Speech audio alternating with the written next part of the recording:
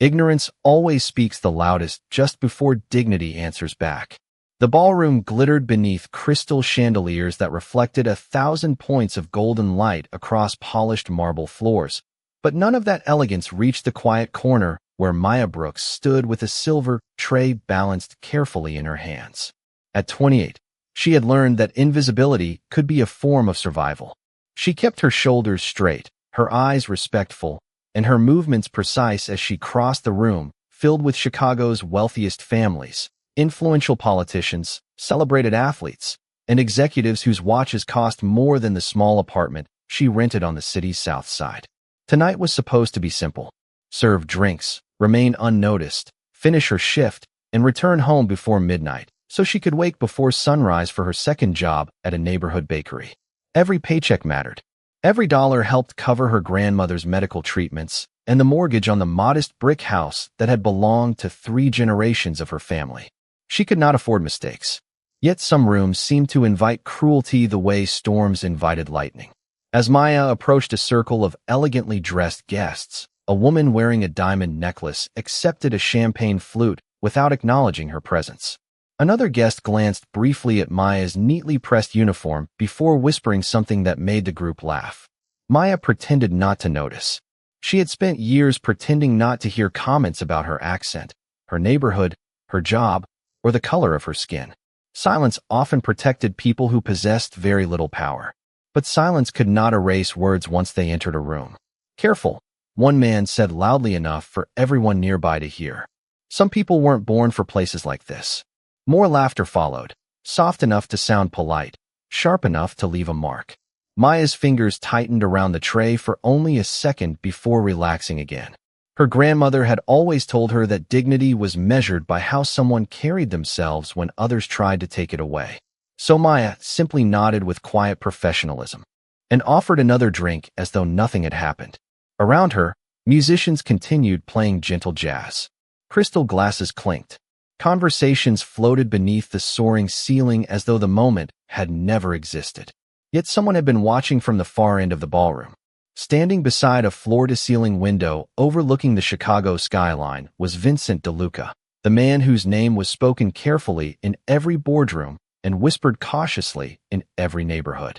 His tailored black tuxedo fit him with effortless precision, and despite the crowd surrounding him, an invisible distance seemed to separate him from everyone else. Power had a way of creating silence wherever it stood. Vincent had attended hundreds of charity galas, political fundraisers, and private celebrations. He rarely noticed who refilled his glass or cleared his plate. Staff members came and went like shadows. But tonight, something interrupted that familiar rhythm. It was not the laughter. It was not the expensive decorations or another speech about generosity. It was the expression Maya wore after the humiliation ended. She did not cry. She did not argue. She simply lifted her chin, steadied the tray, and continued serving every guest with exactly the same kindness she had shown before the insults. For reasons Vincent could not immediately explain, he found himself unable to look away. Because sometimes the strongest person in the room is not the one surrounded by influence, but the one who refuses to surrender their dignity when everyone expects them to. Maya finished serving the champagne and stepped quietly toward the service hallway, hoping the cool air beyond the ballroom doors would steady the tightness growing in her chest. She allowed herself exactly one slow breath before adjusting the silver tray against her hip and returning to work. There were still nearly 200 guests to serve, and rent would still be due on Friday morning whether her pride had been bruised or not. That was the arithmetic life had taught her years ago. Every sacrifice carried a price, but giving up was always the most expensive choice. As she crossed the ballroom again, the conversations continued around her as though nothing unusual had happened. Wealth had a remarkable ability to erase uncomfortable moments almost instantly, especially when those moments belonged to someone considered invisible. Maya moved with practiced precision, replacing empty glasses, collecting folded napkins, and thanking every guest who acknowledged her with even the smallest smile. Most never looked at her face. They saw the uniform before they saw the woman wearing it. The event manager, Caroline Evans, intercepted her near the dessert station with a worried expression. "Are you all right?" she asked quietly, careful not to attract attention. Maya answered with the same calm smile she had perfected over the years. I am fine. There is still plenty of work to do. Caroline hesitated, clearly unconvinced, but another server needed assistance, and she reluctantly walked away. Maya appreciated that someone had noticed, even if neither of them could change what had happened. Across the ballroom, Vincent DeLuca accepted congratulations from donors who wanted photographs, business introductions, and promises of future partnerships. He responded with measured courtesy, yet his attention drifted repeatedly toward the young house attendant moving gracefully between tables. He had watched powerful executives lose composure over delayed meals and wealthy investors complain because sparkling water arrived with the wrong garnish. Yet the woman who had just been publicly embarrassed continued treating every guest with identical professionalism. That difference unsettled him more than he cared to admit. His longtime advisor, Anthony Russo, noticed the direction of Vincent's gaze. Something wrong? Anthony asked. Vincent took a slow sip of mineral water before answering. Who was the woman serving section for? Anthony glanced across the room. I do not know. Temporary event staff, I assume. Vincent's eyes remained fixed on Maya. Find out. Anthony raised an eyebrow. Vincent rarely asked about employees. His interest usually focused on contracts, negotiations, or security. Still, he quietly nodded and disappeared into the crowd without another question. Meanwhile, Maya entered the kitchen carrying another tray of empty glasses. Stainless steel counters replaced marble elegance. The scent of fresh bread and roasted vegetables filled the room, while cooks called orders with practiced efficiency. It was here, away from polished speeches and expensive tuxedos, that people finally spoke to one another as equals. One dishwasher handed Maya a bottle of cold water with an encouraging smile. Long night, he said. She accepted it gratefully. Almost over, she replied, although several hours still remained.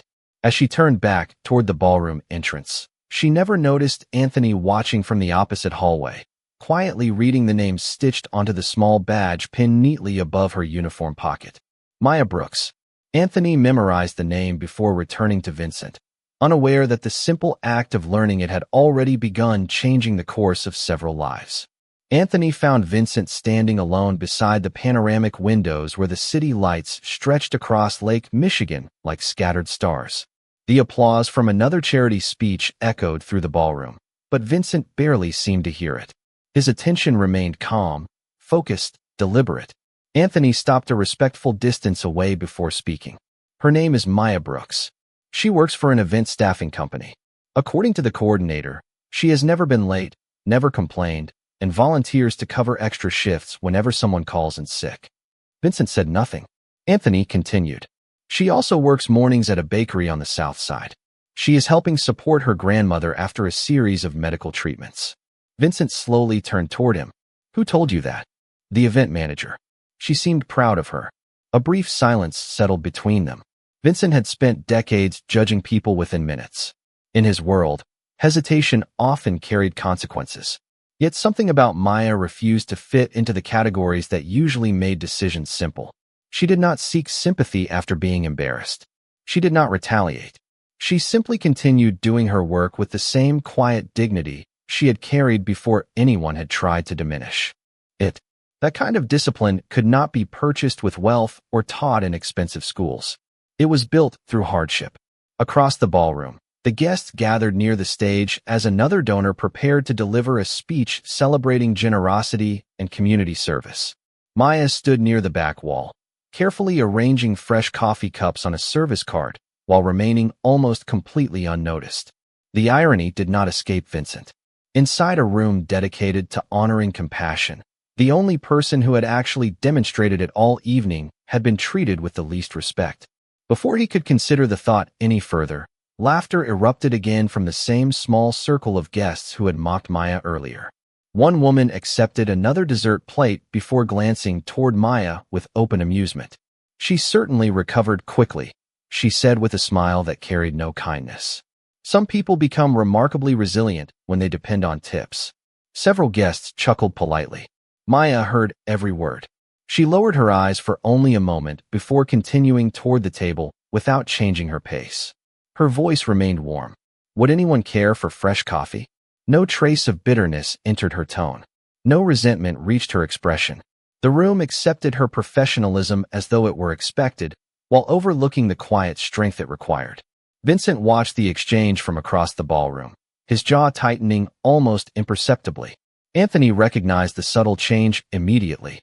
He had worked beside Vincent for nearly 15 years and understood that the most significant decisions were often made during moments when his expression changed the least. "Should I speak with the event manager?" Anthony asked quietly. Vincent shook his head once. "Not yet." His answer surprised Anthony even more. Vincent was not avoiding action. He was observing. He wanted to know who people became when they believed nobody important was watching. Maya finished serving the table and turned toward the kitchen once more. As she walked away, an elderly maintenance employee struggled to push a heavy supply cart across the polished hallway outside the ballroom. Without hesitation, Maya set down her own tray, smiled gently, and helped him guide the cart through the doorway before quietly returning to her duties. She never looked around to see whether anyone had noticed. She simply saw someone needing help and responded without expecting recognition. From across the room, Vincent witnessed the entire moment. For the first time that evening, the expression on his face softened almost imperceptibly. It was not admiration alone. It was the uncomfortable realization that the strongest character in the building belonged to the one person everyone else had underestimated. The evening drifted toward its final hour as the orchestra traded lively jazz for softer piano melodies that floated gently through the ballroom. Waitstaff moved with quiet precision, collecting empty glasses while guests lingered over coffee and conversation. Maya welcomed the slower pace because exhaustion had begun settling into her shoulders. She had been awake since 4:30 that morning, and the weight of 2 jobs was beginning to catch up with her. Still, she refused to let fatigue show on her face. Her grandmother used to say that character revealed itself most clearly when nobody offered applause. Maya carried those words into every shift. Near the center of the ballroom, Vincent accepted another round of introductions from business leaders eager to secure his attention. Their conversations revolved around investments, charitable foundations, and expansion plans, yet none of them held his interest for long. His thoughts kept returning to the woman who had quietly helped an elderly maintenance worker without expecting anyone to notice. It reminded him of someone he had nearly forgotten. His own grandmother had spent 30 years cleaning hotel rooms after immigrating to America with almost nothing except determination and faith. She had often told him that the world would reveal a person's true character by observing how they treated those who could offer nothing in return. At the time, he had dismissed those words as sentimental wisdom. Standing in the ballroom now, he realized she had been right all along. Anthony returned carrying a thin folder he had quietly assembled from publicly available employment records. "There is not much," he said. "No scandals. No complaints. She graduated from community college, but left before completing her degree when her grandmother became ill. Since then she has worked nearly every day." Vincent opened the folder only briefly before closing it again. Numbers and employment histories explained very little. The woman he had observed all evening could not be understood through paperwork alone. Across the ballroom, another unexpected moment unfolded. One of the younger servers accidentally brushed against a guest's chair while carrying a tray of coffee. The cups rattled loudly, and the young man's face immediately turned pale with embarrassment. Before the event manager could reach him, Maya calmly stepped beside him, steadied the tray with one hand, and quietly whispered something that made him breathe easier. She then carried half the cups herself without drawing attention to his mistake. The entire exchange lasted less than 15 seconds. Most guests never even noticed it had happened. Vincent did. He watched the young server mouth the words "thank you" before returning to work with renewed confidence. Maya simply smiled and continued serving another table as though helping others required no recognition. Anthony followed Vincent's gaze once again. "She seems to solve problems before anyone asks." Vincent nodded slowly. Some people carry authority because of their position. Others carry it because people feel safer when they are nearby. Anthony remained silent. He knew that Vincent did not hand out compliments lightly. Moments later, Caroline approached Maya near the kitchen entrance. "You have been offered another shift next weekend," she said with relief. "The clients specifically requested experienced staff." Maya smiled gratefully. "Thank you. I appreciate it." She did not know that the request had not come from the event company at all.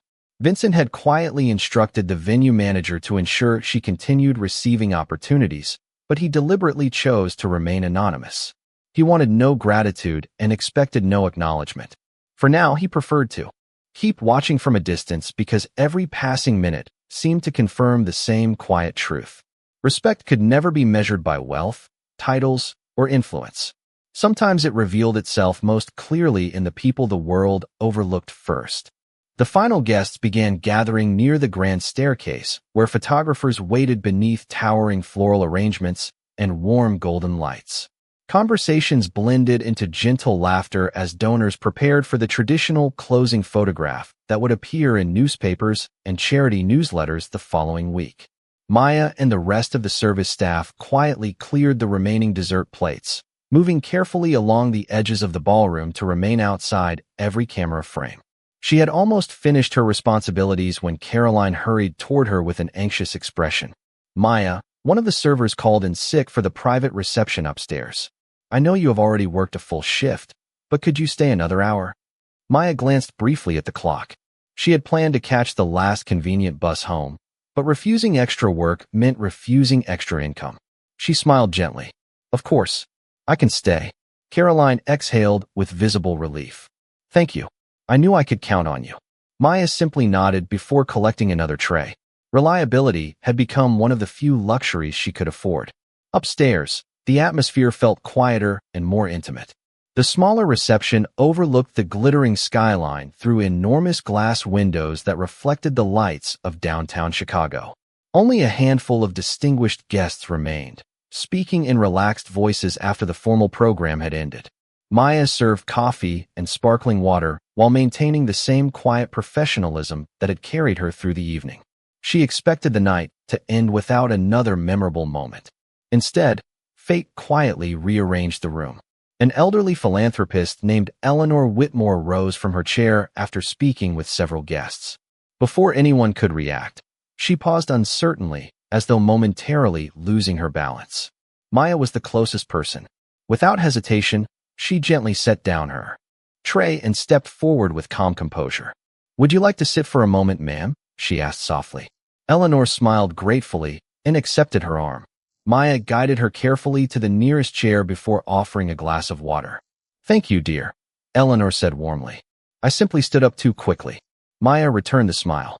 "That happens to all of us sometimes." There was no panic, no dramatic scene, only quiet kindness offered without expectation. Several nearby guests noticed the interaction before returning to their conversations. Vincent noticed something different. He saw Eleanor continue smiling long after Maya had returned to work, visibly comforted by the simple dignity with which she had been treated. Anthony leaned slightly closer. "She has remarkable instincts." Vincent answered without looking away. "No, she has remarkable priorities." Across the room, the same woman who had mocked Maya earlier watched the exchange with obvious annoyance. "Interesting," she murmured to the guests beside her. "She certainly knows how to impress influential people." Her words carried the familiar edge of quiet contempt. Maya heard them, but chose not to respond. She simply resumed serving refreshments with the same calm expression she had worn all evening. Vincent finally shifted his attention toward the conversation. He had listened in silence for hours, carefully observing everyone inside the ballroom. Every generous gesture had revealed character. Every careless remark had revealed it as well. He slowly placed his untouched coffee cup onto a nearby table. Anthony recognized the movement immediately. After an entire evening of patient observation, something had changed. Vincent was no longer studying the room. He had reached a conclusion. The silence surrounding him felt heavier than before, and for the first time that night, several nearby conversations began fading as people instinctively sensed that the most influential man in the building was about to speak. Every conversation within the private reception gradually faded as Vincent stepped away from the panoramic windows and walked toward the center of the room. He did not raise his voice. He did not need to. His presence alone carried enough weight to draw every pair of eyes in his direction. Even the musicians quietly lowered the volume of the piano as though the room itself understood that something important was unfolding.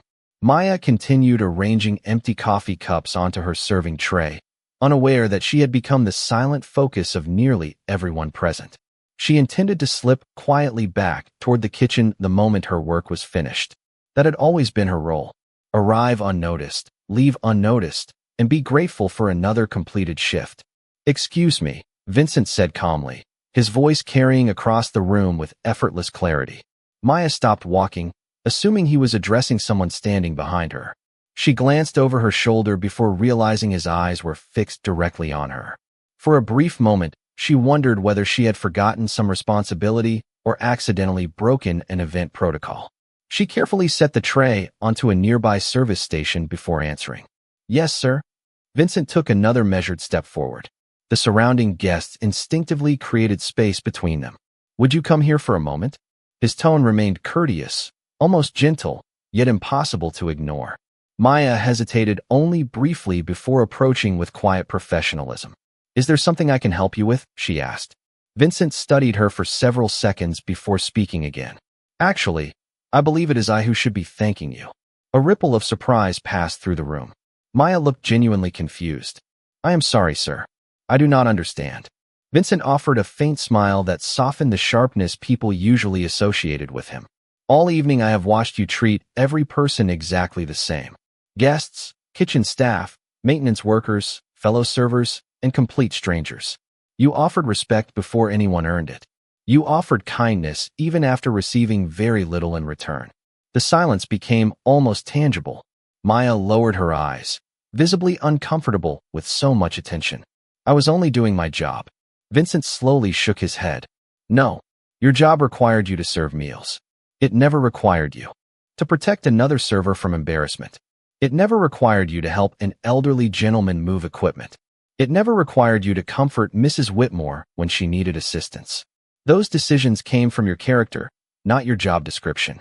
Several guests exchanged uneasy glances. The same people who had dismissed Maya hours earlier now found themselves unable to meet her eyes. Vincent continued without raising his voice. "Earlier tonight, I also witnessed something else." His gaze shifted briefly toward the small group responsible for the mocking remarks. "I watched a hardworking woman become the target of unnecessary disrespect simply because she wore a service uniform. That disappointed me far more than any failed business deal ever could." The words landed gently, but their effect was unmistakable. Nobody interrupted. Nobody attempted to justify what had happened. Even the air inside the room seemed heavier. Maya remained completely still, unsure where to look.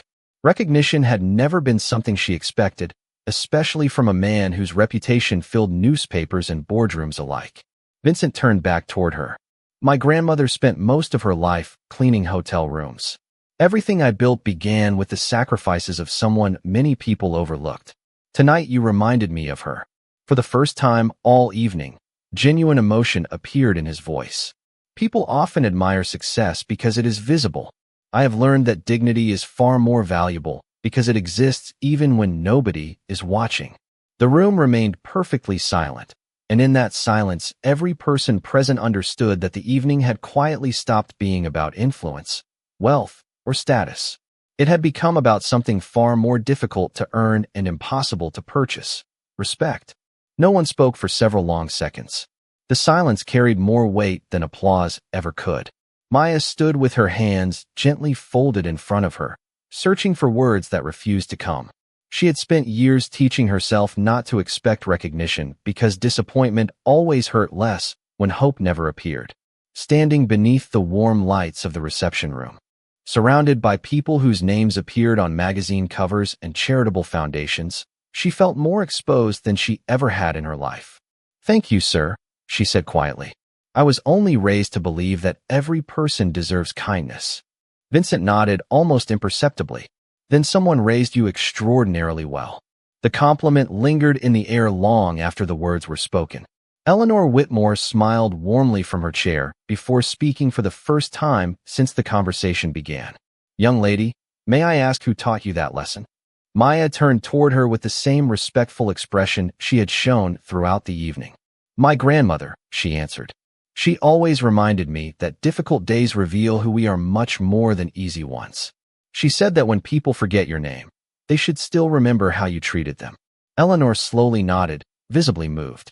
Several guests lowered their eyes, quietly reflecting on the evening they had just witnessed. The woman who had mocked Maya earlier shifted uncomfortably before finally stepping forward. Her confidence had disappeared, replaced by visible embarrassment. "Miss Brooks," she began carefully, "I owe you an apology." Every face turned toward her. "Earlier tonight, I made comments that were disrespectful and unfair. I judged you without knowing anything about your life. I was wrong." Maya looked at her for a brief moment before offering a gentle smile that surprised everyone present. "Thank you," she replied simply. "I appreciate your honesty." She offered nothing more. No lecture. No attempt to embarrass the woman in return. She accepted the apology with the same grace she had shown throughout the evening. That quiet response seemed to affect the room even more deeply than any angry speech could have. Anthony observed the reactions around him with growing fascination. Powerful executives who negotiated billion-dollar agreements now seemed uncomfortable confronting something as simple as basic decency. It struck him that influence often made people believe they had become important, while humility quietly proved who truly was. Vincent noticed the same realization spreading through the room. He had seen public apologies before, but many existed only because reputation demanded them. Maya's willingness to accept one without seeking revenge revealed another layer of her character. She did not measure victory by someone else's humiliation. She measured it by whether peace had been restored. Eleanor rose once more, this time with steady confidence, and reached gently for Maya's hand. "Young lady," she said warmly, "our foundation sponsors scholarships for adults who had to interrupt their education because of family responsibilities. Would you allow me to send you the information?" Maya blinked in surprise. I would be honored, ma'am." Eleanor smiled. "Then promise me you will read it carefully. The world needs more people whose success begins with compassion." Maya nodded, her eyes shining with quiet gratitude.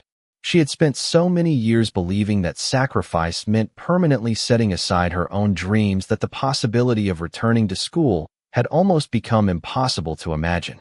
Vincent watched the exchange without interrupting. He understood that the greatest opportunities often arrived not through power, but through people recognizing genuine character. Around the reception room, conversations slowly resumed, but something fundamental had changed. The expensive suits, elegant gowns, and prestigious titles no longer seemed like the most impressive things in the room. They had all been quietly overshadowed by a woman wearing a simple service uniform who had demonstrated, without ever intending to, that true dignity never needed wealth to make itself unforgettable. The reception finally came to an end just after 11 o'clock. Guests gathered their coats, exchanged final handshakes, and disappeared into waiting cars beneath the glow of the hotel entrance. Inside, the grand ballroom slowly transformed back into an ordinary event space as the orchestra packed away instruments and floral arrangements were carefully removed one centerpiece at a time. Maya helped stack the last trays in the kitchen before changing into her modest navy blue coat. Her feet ached from nearly 18 hours of work between the bakery and the gala, yet her heart felt strangely lighter than it had when the evening began. She still could not fully understand everything that had happened. Recognition had never been part of her expectations. She quietly thanked Caroline for the opportunity before collecting her worn canvas bag and stepping outside into the cool Chicago night. A gentle breeze drifted through the nearly empty streets while distant traffic hummed beneath the city skyline. Maya wrapped her scarf more tightly around her neck and began the familiar walk toward the late-night bus stop several blocks away. She had barely reached the corner when she heard footsteps approaching behind her. Instinctively, she turned. Anthony stood a respectful distance away, his expression as calm as it had been throughout the evening. "Miss Brooks," he called politely. "May I have a moment?" Maya stopped, slightly surprised. "Of course." Anthony handed her a simple cream-colored envelope with no company logo on the front. "Mr. DeLuca asked me to give this to you after your shift, so you would not feel uncomfortable accepting it in front of everyone." Maya accepted the envelope carefully, but did not open it immediately. "Please thank him for his kindness," she said. "I already received more generosity tonight than I expected." Anthony smiled faintly. "I think he would tell you that kindness should never surprise good people." With that, he wished her a safe trip home and quietly returned toward the waiting car parked across the street. Maya stood alone beneath the streetlight before finally opening the envelope. Inside was a handwritten note on thick cream stationery. There was no business proposal, no publicity photograph, and no request for anything in return. The message was remarkably brief. It read, "Never allow anyone to convince you that your work determines your worth. The world has enough successful people. It will always need more honorable ones." Beneath the note rested a sealed scholarship application packet from Eleanor Whitmore's foundation, along with a business card bearing only Anthony's direct office number. On the back, Vincent had written one final sentence in careful handwriting. "If you ever need a professional reference, you already have one." Maya stared at the words for several moments before quietly folding the note back into the envelope. Tears threatened to appear, but they came not from sadness. They came from the unfamiliar feeling of being truly seen. For years, she had measured every day by bills paid, hours worked, and responsibilities carried. Tonight, someone had measured her by something entirely different: her integrity. Several weeks later, life looked surprisingly familiar on the surface.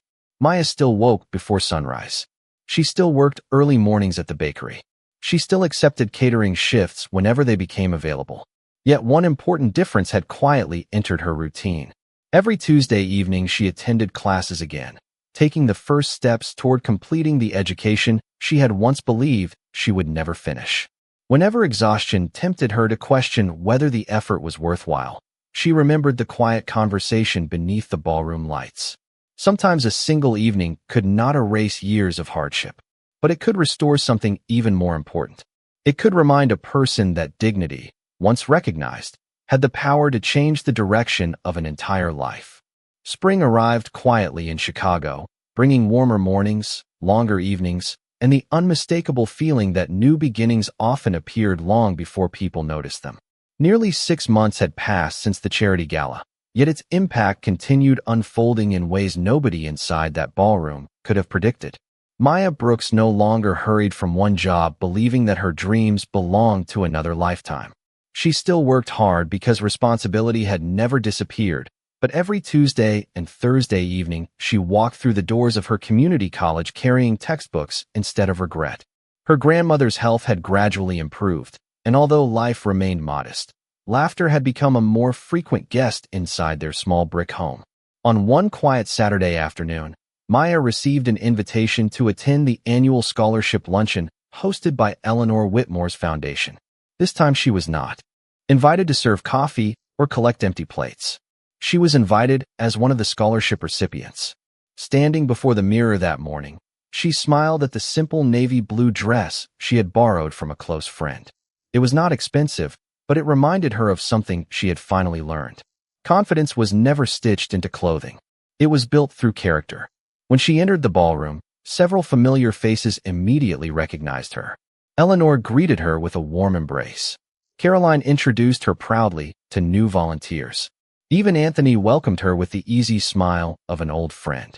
A few minutes later, Vincent entered the room. Unlike their first meeting, Maya did not lower her eyes or wonder whether she belonged there. She simply smiled with quiet confidence. Vincent crossed the room and extended his hand. "It is good to see you again, Miss Brooks." Maya accepted the handshake warmly. "Thank you.